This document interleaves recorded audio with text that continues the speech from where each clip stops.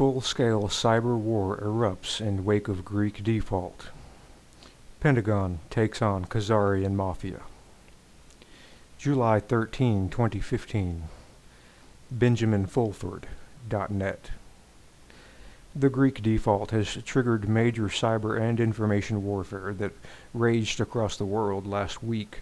The warfare involved banks, defense firms, major stock markets, telecommunications firms, and more. For example, the July 8th cyber attack that shut down the New York Stock Exchange, the Wall Street Journal, United Airlines, and several mobile phone companies was retaliation for an American attack on the Shanghai Stock Exchange, according to Chinese and Pentagon sources. Quote, "This was just a dry run," the Pentagon sources said.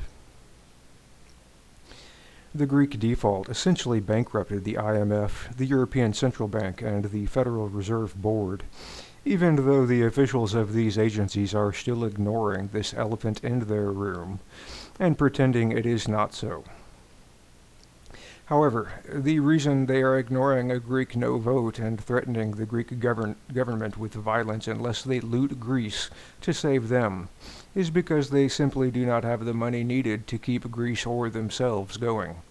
As we will discuss further later down, the Greek situation is rapidly morphing into full-scale revolution.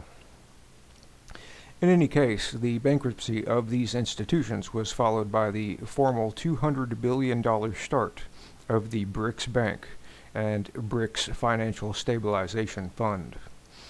The BRICS invited Greece to join them, but, of course, the BRICS Bank is not about to bail out the criminal Western banks that looted Greece. It will only help the Greek people. The Khazarian controllers of the Federal Reserve Board, angered by the BRICS Bank, were the instigators of the attack on the Chinese stock markets, Pentagon sources say. This burst a bubble, leading to a 40% decline in Chinese stocks before the government intervened and suspended most stock trading. The Chinese counterattack shut down the New York Stock Exchange, etc. This was then, according to Pentagon sources, followed by weather warfare, as a major typhoon was sent crashing directly into Shanghai, forcing the evacuation of 1 million people. China evacuates nearly 1 million as typhoon hits.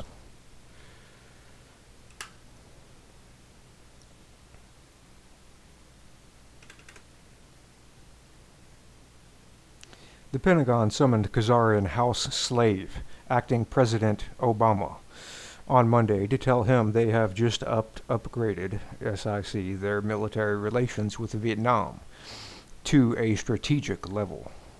In other words, the Vietnamese will work with the Americans to hold back the Chinese. Despite rhetoric against Russia, the Pentagon is already working with the Russians to make sure China keeps in line, the sources said. Obama was told in no uncertain terms that he was to stop poking the bear and to concentrate on the main enemy, which is the Khazarian mafia, and the potential enemy, which is China. There is now an informal truce between the Pentagon and the Chinese because the Chinese stopped building up military facilities in the South China Sea. The Pentagon and the Chinese are now concentrating on the real enemy, which is the Khazarian mob. As part of a campaign to discredit the Khazarians, Obama was forced to admit publicly that his government, the Khazarian-controlled State Department faction, was training ISIS. Obama slips up, "We're training ISIL." This was part of the major ongoing Pentagon campaign against Israel and the Khazarian mob. And another part of this, Pentagon and agency hackers released a video that has gone viral, showing the filming of a fake ISIS beheading. VeteransToday.com. Khazarian war criminal Benjamin Netanyahu of Israel also had his private phones hacked to release information he was directly involved in the ISIS terror campaign. Even more deadly for Netanyahu's criminal regime was a hacking of Israeli military systems that disabled Israeli Patriot missile defenses. News stories have talked about German Patriot missile batteries being hacked. However, it is the hacking of the Israeli systems that left that country completely exposed to Iranian and other missiles. The message is very clear. Stop your regional troublemaking, or else be destroyed. In addition to this, the Saudi Arabian regime is, with Pentagon arm twisting, continuing to purge all Bush and Israeli agents out of power. Long-term Foreign Minister Saud al-Faisal, his brother Tikri, Intelligence Chief Bandar Bush, and many more are being cut as that frantic regime tries to change its stripes in order to survive. They are trying desperately to prevent a complete American alignment with Iran that would leave them without any real protector in the Middle East. In other words, they fear bloody revolution, which is why so many Saudi princes have already abandoned that country. The Saudis and their Gulf monarchies have been buying and stashing away all the silver they can get their hands on so that they can keep some of their fortunes in the event of a regime change and subsequent freeze of their bank accounts.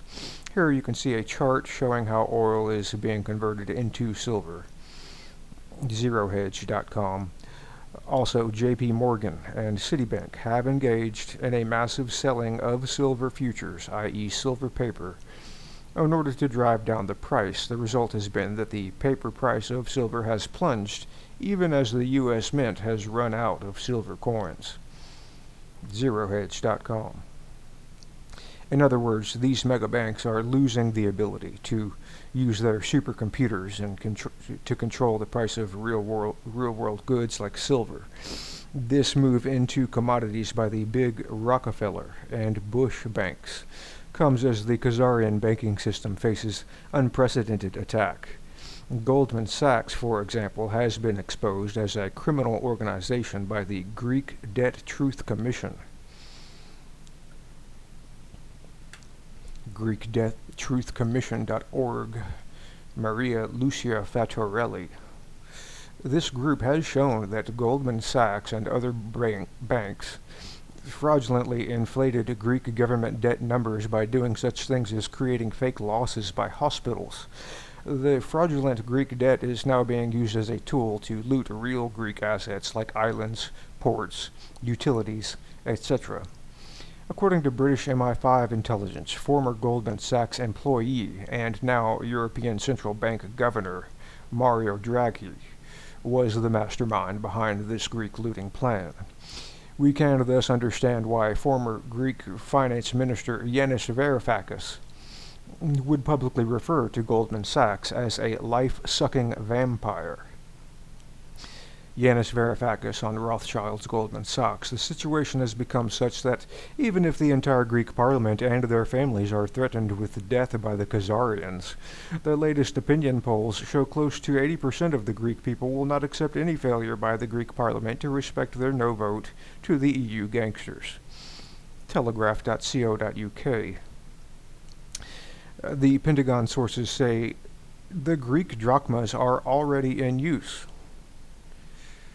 and that a Greek exit from the euro was inevitable. What is now coming is bank failures caused by credit default swaps, i.e. guarantees that Greece would not default, the sources say. There is also more big trouble coming for J.P. Morgan, according to the Pentagon sources. They say J.P. Morgan has sold twice as many U.S. government bonds as were actually issued. In other words, they sold fraudulent U.S. government bonds in order to keep themselves afloat, the sources say. There is further trouble brewing for the Bush-Rockefeller Japanese slave government. Last week, a secret ruling committee of the Japanese government rejected a White Dragon Society proposal to set up a future planning agency with a budget of $7 trillion. They could not start the new agency because of, quote, Freemason and Illuminati interference, according to a Japanese royal family source. However, the Japanese government is being presented with waterproof documentation that it owes $30 trillion of dollars for looted Manchu gold. According to Chinese sources, the Japanese tried to postpone settling its gold debt until the autumn, but they are being pressed to act before then, the sources said. Forcing the Japanese to pay this debt would bankrupt the Rockefeller, Bush, secret controllers of the Japanese slave regime. That is why slave Prime Minister Abe is being sent on an emergency begging mission to China in September. Ha ha ha ha ha. Wouldn't that be a little late? On a final note, a Russian agent contacted with WDS last week and provided detailed information about exactly how the Ukrainian Maidan Revolution really took place. The agent infiltrated the Maidan revolt by showing up pretending to be a student. He was told to go to a U.S. State Department-run front organization where young protesters were given free food and shelter and paid €25 per day. In addition to this, according to the agent, quote, "We were given all the free drugs we wanted." He said the Maidan protesters consisted almost entirely of stoned youth between the ages of 17 and 25. So there you have it, the U.S. State Department handing out drugs and money to overthrow a democratically elected regime. This same Khazarian rogue Washington, D.C. regime has been found to be hacking into computers and planting kiddie porn. This explains why so many whistleblowers and other troublemakers have been fraudulently arrested for having child pornography. ArsTechnica.com. What do you do about a government that pushes illegal drugs, finances terrorism, uses kiddie porn and other tricks to arrest innocent people, and steals money from 99% of the population? The answer is clear: we need a revolution. The revolution may have already started in Greece, the cradle of democracy. We need to make sure it spreads until the heart of world darkness, Washington, D.C., is cleansed and the Republic of the United States of America is restored. This will remove the world's leading cause of terrorism, war, and mayhem.